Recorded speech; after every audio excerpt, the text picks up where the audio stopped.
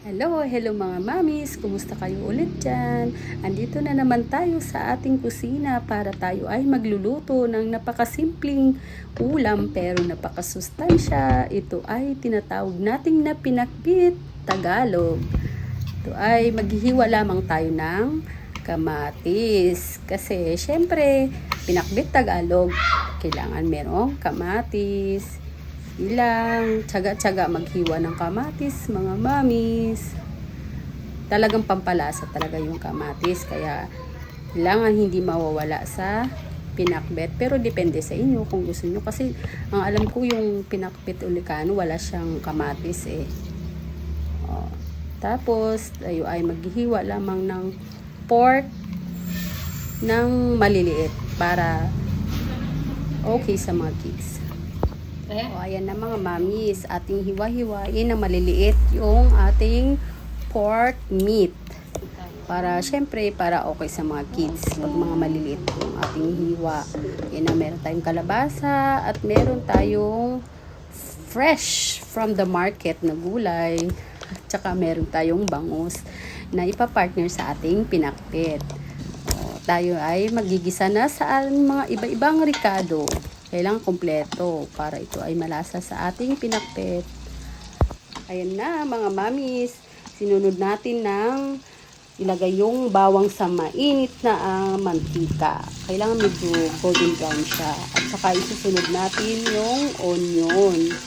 At saka ilalagay na rin natin yung ating kamatis, yung ating mga main ingredients. So, i-mix natin, haluin natin para yung lasa na pag ilagay na natin yung ating pork meat ay maniniksip yung lasa sa loob.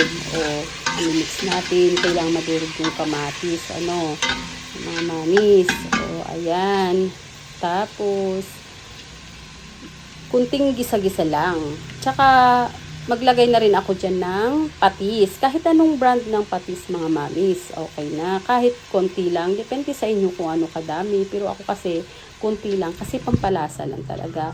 At maglalagay na rin ako mga mamis ng tubig kasi talagang kailangan lumambot yung meat natin. Kasi syempre para maano ng mga kids. Ayan na, nag-init na ako ng oil para sa ating pritong bangos. Para sabay-sabay na. Tsaka hinugasan ko actually dyan ulit yung gulay kasi hinugasan ko na yan kanina eh. Pero gusto ko lang para safe, sigurado tayo. Yan, nilagay ko na. Kailangan talaga, mainit talaga na mantika bago tayo maglagay ng ating prito na isda. Kasi, para hindi siya didikit. Yan, naglagay ako. Sumalayo-layo dyan ako mga mamis. Kasi alam mo na, yan ang kalaban kong fish na na kung magpiprito ako talagang tatalsikan ka talaga kung mainit. Masakit pa naman sa balat. Ayan, pero ang discard ko dyan, tinakpan ko siya para hindi na sa mukha natin. O ayan. Actually dapat yan mga mami, si pork nor kasi syempre pork ang ginamit ko, pero kasi meron kaming chicken nor. So yun talagang same para sa akin kasi parehas lang yung lasa So yun ang inilagay ko. Ayan, tinakpan ko na siya. Yung sa oras na yan, actually sinilip ko yung mga bata. Alam mo naman, habang nagluluto, sinisilip ko, lalo na yung maliit kong napakakulit, mahirap magtiwala, baka kung ano mga pinagagawa.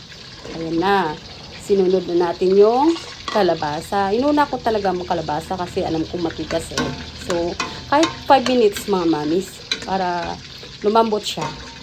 Okay sa mga kids, para kainin nila malambot.